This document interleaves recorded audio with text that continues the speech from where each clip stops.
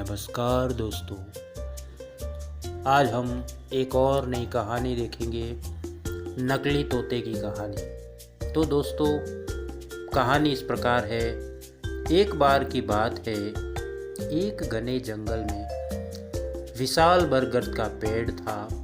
उस पेड़ पर बहुत सारे तोते रहा करते थे। वे सभी हमेशा इधर उधर की बातें करते रहते थे।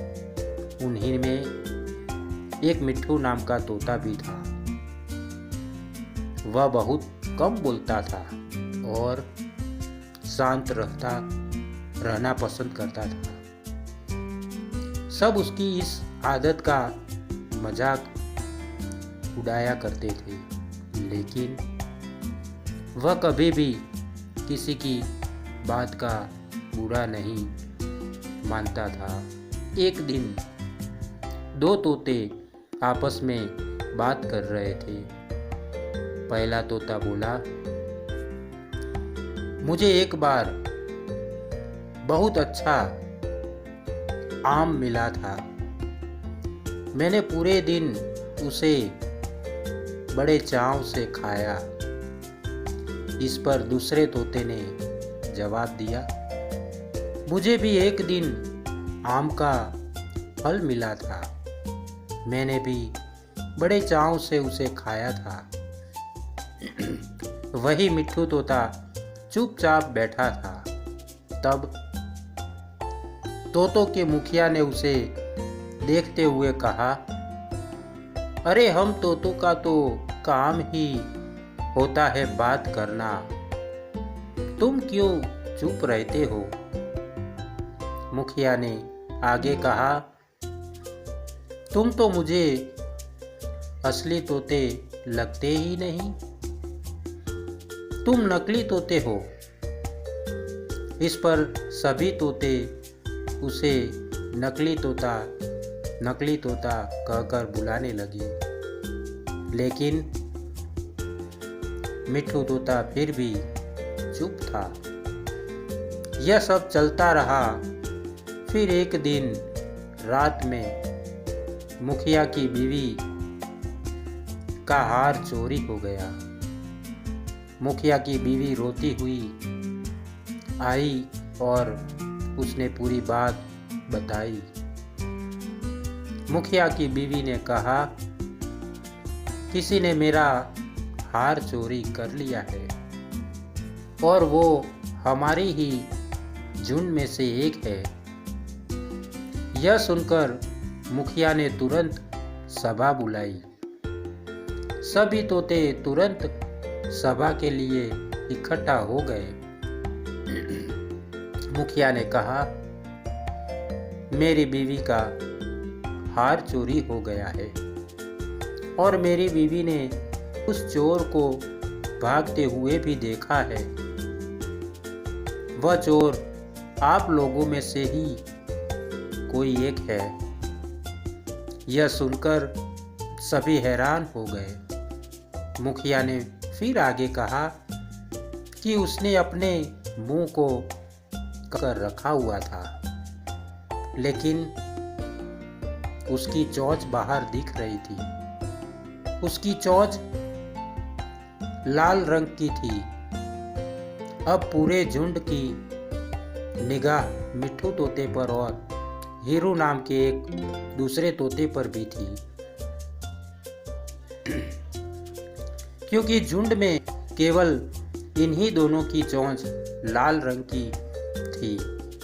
यह सुनकर सभी मुखिया से चोर का पता लगाने के लिए बोलने लगे, लेकिन मुखिया ने सोचा कि ये दोनों मेरे अपने ही हैं।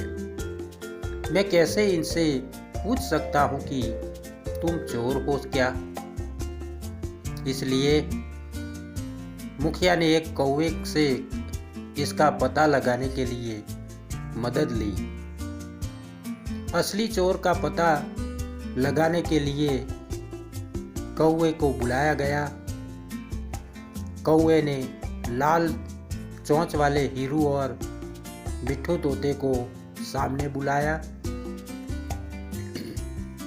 कौवे ने दोनों तोतों से पूछा कि तुम दोनों चोरी के समय कहाँ थे?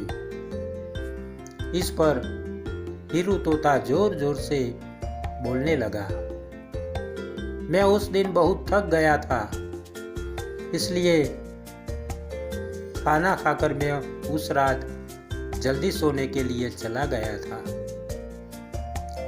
वही मिट्ठू तोते ने बहुत धीमी आवाज में जवाब दिया। उसने कहा, मैं उस रात सो रहा था। इस बात को सुनकर कौवे ने फिर पूछा, तुम दोनों अपनी बात साबित करने के लिए क्या कर सकते हो?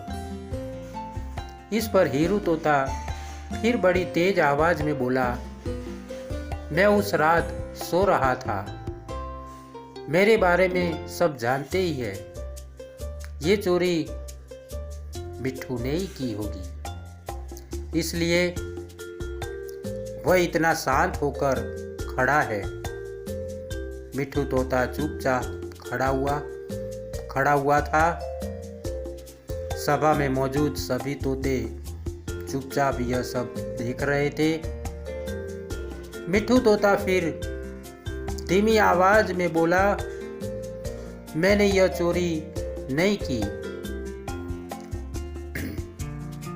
इस बात को सुनकर कौवा मुस्कुराकर बोला कि चोर का पता लग गया है। मुखिया के साथ साथ सब लोग हैरानी से कौवे की ओर देखने लगे। कौवे ने बताया कि चोरी हीरू तोते ने ही की है। इस पर मुखिया ने पूछा, आप यह कैसे कह सकते हैं? कौवे ने मुस्कुराकर कहा, हीरू तोता जोर जोर से बोलकर अपने झूठ को सच साबित करने में लगा था, जबकि मिट्ठू तोता जानता है कि वह सच बोल रहा है, इसलिए वो अपनी बात आराम से कह रहा था।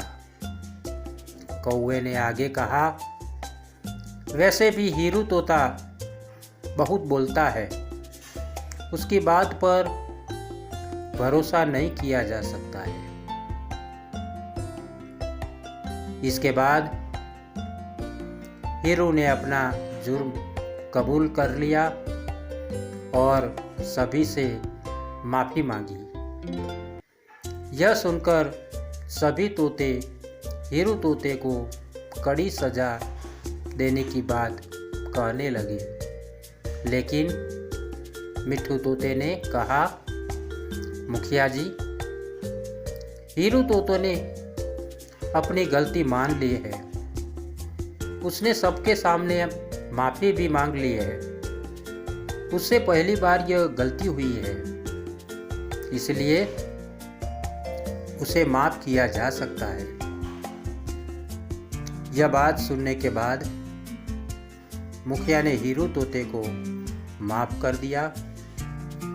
कहानी से सीख मिलती है कि कभी कभी ज़्यादा बोलकर हम अपनी अहमियत खो देते हैं, इसलिए ज़रूरत के समय ही बोलना चाहिए।